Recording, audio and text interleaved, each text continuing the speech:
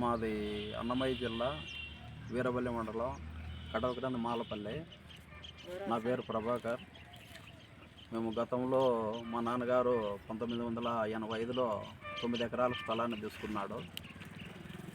అది మేము సాగు చేసుకుంటూ మా సాగులో అనుభవించేవారము.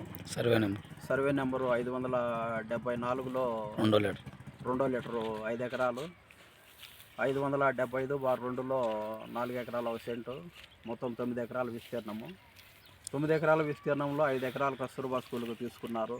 ఎటువంటి నష్టపరిహారం కానీ, ఎటువంటి ఉద్యోగం ఇస్తామన్నారు, ఉద్యోగం ఇవ్వలేదు. నష్టపరిహారం ఇవ్వలేదు. 10 మంది పనికి వచ్చేది కాబట్టి అది 10 మందికి ఉపయోగపడేది కాబట్టి పెద్దగా మేము పట్టించుకోలేదు.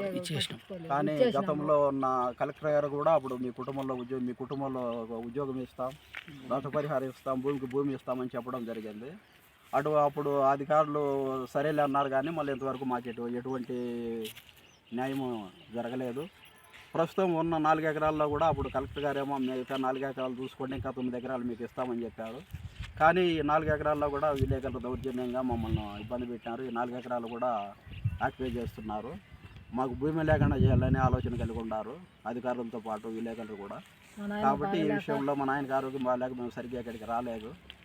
ఈ విషయంలో మాకు న్యాయం చేయమని మేము కోరుతున్నాము.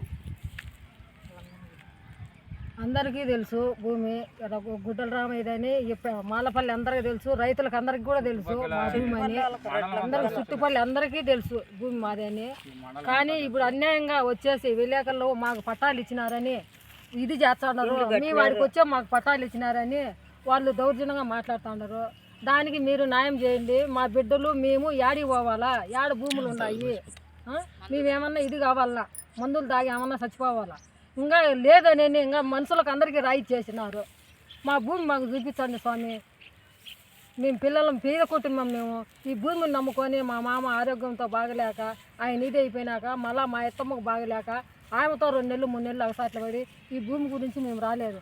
వాళ్ళు వచ్చినాక వాళ్ళు పట్టాలు తీసుకొని వాళ్ళు గుణాదులు అవన్నీ రాళ్ళు నాటుతుంటే అప్పుడు మేము వచ్చినాము. మాకు న్యాయం చేయండి స్వామి. మీరు ప్రజల కోసమన్నా మీరు ఇది చేయండి. ఎందుకు మమ్మల్ని ఇంత ఇది చేస్తారు? మీకు ప్రభుత్వం ఉండదని మీకోసం మేము వచ్చాము. మీ కాడికి మేము వచ్చి మీకు దండాలు పెడతాము. మమ్మల్ని దయచేసి మా భూమి మాకు ఇప్పించండి. మీరే మాకు దిక్కు.